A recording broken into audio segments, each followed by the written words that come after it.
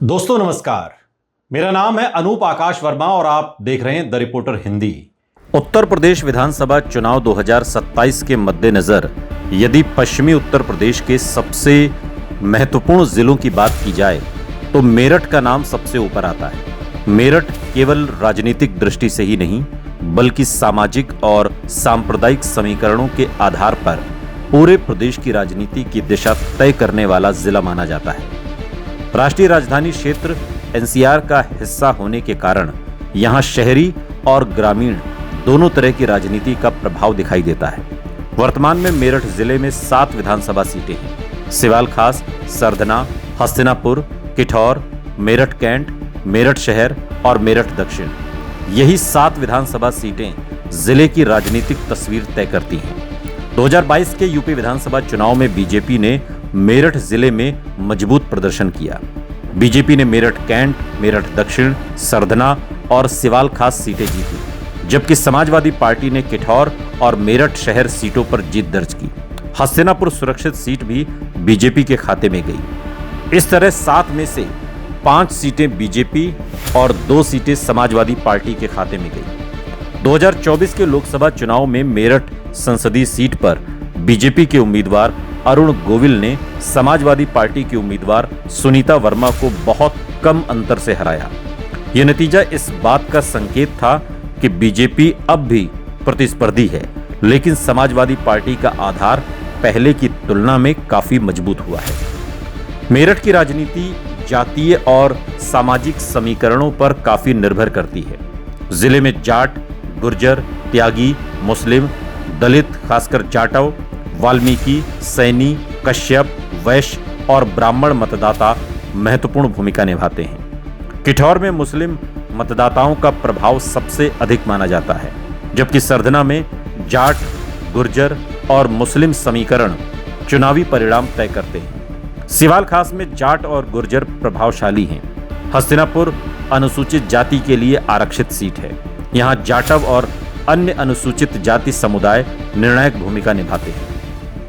Meerut cantt और मेरठ दक्षिण अपेक्षाकृत शहरी सीटें हैं, जहां व्यापारी वर्ग, मध्यम वर्ग, पंजाबी, वैश्य, ब्राह्मण और सरकारी कर्मचारियों का प्रभाव अधिक रहता है। मेरठ शहर सीट पर मुस्लिम, वैश्य और शहरी पिछड़ा वर्ग महत्वपूर्ण भूमिका निभाते हैं। यदि सीटवार विश्लेषण किया जाए तो सिवाल खास बीजेपी की मजबूत सीट मानी जाती रही, लेकिन किसान आंदोलन के बाद यहां जाट मतदाताओं के रुझान में कुछ बदलाव की चर्चा हुई। यदि राष्ट्रीय लोकदल और समाजवादी पार्टी का तालमेल प्रभावी रहता है तो मुकाबला कड़ा हो सकता है। फिर भी बीजेपी यहां मजबूत दावेदार बनी हुई है। सरधना पश्चिमी उत्तर प्रदेश की सबसे चर्चित सीटों में से एक है। यहां जाट, गुर्जर और मुस्लिम मतदाता चुनावी परिणाम पर बड़ा प्रभाव डालते हैं। बीजेपी का मजबूत संगठन और ध्रुवीकृत मतदान उसकी ताकत है, जबकि विपक्ष सामाजिक समीकरणों के सहारे चुनौती देने की कोशिश करेगा। ये सीट 2027 में भी हाई प्रोफाइल मुकाबले वाली सीट रह सकती है। हस्तिनापुर सुरक्षित में दलित मतदाता निर्णायक हैं। बीजेपी ने गैर जाटव दलितों के बीच अपनी पकड़ मजबूत बनाई है, जबकि समाजवादी पार्टी और कांग्रेस जाटव और अन्य अनुसूचित जाति मतदाताओं को अपने पक्ष में लाने की कोशिश करेंगे।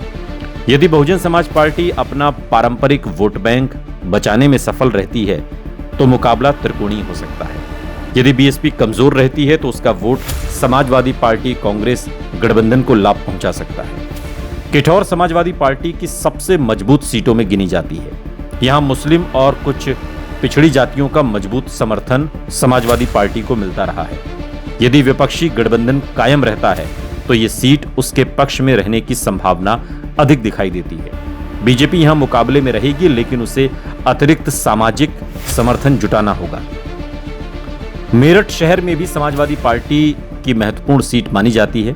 मुस्लिम मतदाताओं और शहरी पिछड़े वर्ग के कारण यहां विपक्ष को स्वाभाविक बढ़त मिलती है, जबकि बीजेपी का व्यापारी और मध्यम वर्गीय आधार उसे प्रतिस्पर्धी बनाए रखता है।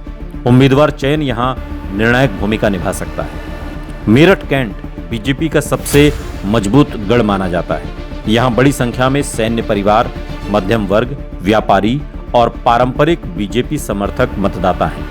वर्तमान परिस्थितियों में ये सीट बीजेपी के पक्ष में झुकी हुई दिखाई देती है।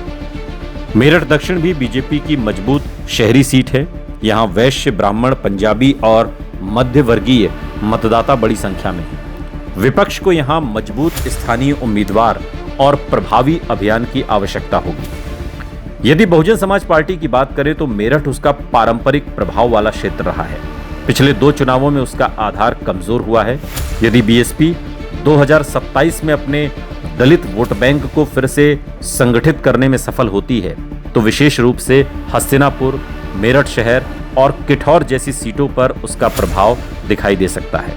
वहीं चंद्रशेखर आजाद की आजाद समाज पार्टी दलित युवाओं में कुछ प्रभाव रखती है, लेकिन वर्तमान परिस्थितियों में मेरठ जिले में उसके लिए विधानसभा सीट जीतना कठिन दिखाई देता है।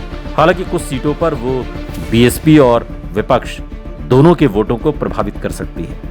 यदि वर्तमान राजनीतिक परिस्थितियों, 2022 विधानसभा चुनाव, 2024 लोकसभा चुनाव के रुझानों और स्थानीय सामाजिक समीकरणों को मिलाकर आकलन किया जाए तो मेरठ जिले में बीजेपी और समाजवादी पार्टी कांग्रेस गठबंधन के बीच सीधा मुकाबला बनने की संभावना है। बीजेपी शहरी सीटों मेरठ कैंट, मेरठ दक्षिण और सिवाल खास पर मजबूत दिखाई देती है। समाजवादी पार्टी कांग्रेस गठबंधन किठौर और मेरठ शहर में बढ़त की स्थिति में दिखता है।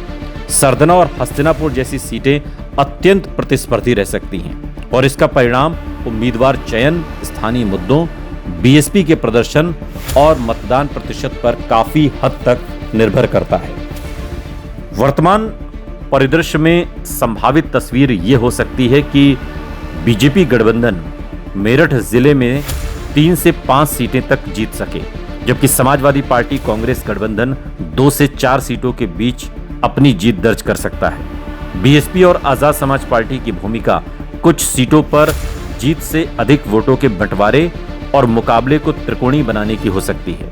कुल मिलाकर मेरठ 2027 में पश्चिमी उत्तर प्रदेश का सबसे रोचक चुनावी जिला बनने की पूरी संभावना रखता है, जहां जातीय समीकरण, शहरी मतदाता, ध्रुवीकरण, उम्मीदवारों की व्यक्तिगत पकड़ और गठबंधन की मजबूती, ये सब मिलकर अंतिम जनादेश तय करेंगे।